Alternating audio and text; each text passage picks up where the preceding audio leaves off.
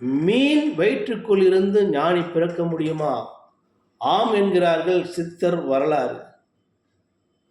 ஒரு தாய் தந்தையருக்கு குழந்தை பிறக்கின்ற போது இந்த குழந்தை தாய் தந்தையருக்கும் உற்றாருக்கும் ஊருக்கும் உலகுக்கும் ஆவாது, இந்த குழந்தை பிறந்தால் நீங்கள் உயிரோடு இருக்க முடியாது என்று ஒரு ஜோதிடன் கணித்து உரைத்து சொல்ல பதறிப்போன பதட்டம் கண்ட இந்த தாய் தந்தையின் அழுது புலம்புகிறார்கள். பெற்ற செல்வத்தை விற்பதா கற்பதா என்ன பண்ணுவது என்று புரியாமல் பதறிப்போய் குழந்தையை கையேந்தி கடல் அருகே செல்லுகின்றார்கள். கடலில் வீச முடியாமல் பரிதவிக்கிறார்கள். ஒற்ற பிள்ளையை பெற்றெடுத்தோம், உயிரோடு கொள்வதா? இருவரும் கண்களில் தார தாரையாக கண்ணீர் வருகிறது.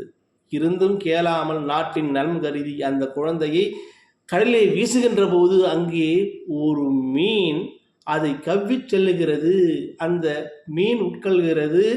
அந்த வயிற்றுக்குள் அந்த குழந்தை இருக்கிறது. அப்படி இருக்கும் பட்சத்தில் ஆழ்கடலில் ருத்ரதாண்டம் ஆடுகிறார்கள் சிவனும் பார்வதியும். ஞான மார்க்கத்தை உணர்கிறார்கள், ஞான மொழிகளை பேசுகிறார்கள். உலக விஷயங்கள்லாம் யஜுர் சாமம் அதர்வன வேதங்களை எல்லாம் புரட்டி பார்த்து வாதம் நடத்துகின்ற போது இந்த மீனின் வயிற்றுக்குள்ள இருக்கின்ற குழந்தை கேட்டு கண்டுணர்ந்து இருக்கின்ற பட்சத்தில் அது ஞானியாகவே மாறுகிறது. அப்படி மாறிய குழந்தைதான் மச்சேந்திரநாத் என்கின்ற குழந்தையாகும். இந்த குழந்தை வெளியே வந்த பிறகு பின்னாளில் ஞானியாகிறான்.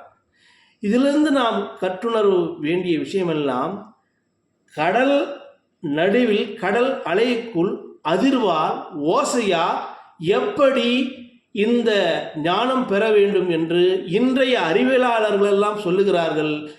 அறிவுக்கு அப்பாற்பட்டு அதிர்வலைகளால் மரம் காய்க்கிறது, பூக்கிறது. இசையால் பல மீன்கள் நடனமாடுகிறது.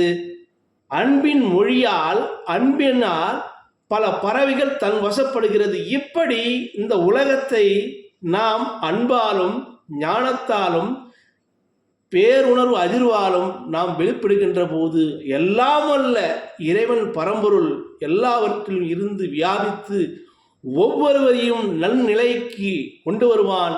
எந்த சூழலிலும் கர்ப்பகாலத்தில் உள்ளிருக்கும் சரி, நாம் வெளியிருக்கின்ற போது நல்ல சிந்தனைகளை உள்வாங்குகின்ற போது மனிதன் இறைவனாகிறான் என்று இந்த கதையின் கூற்றாக சொல்லி முடிக்கிறேன். நன்றி, வணக்கம்.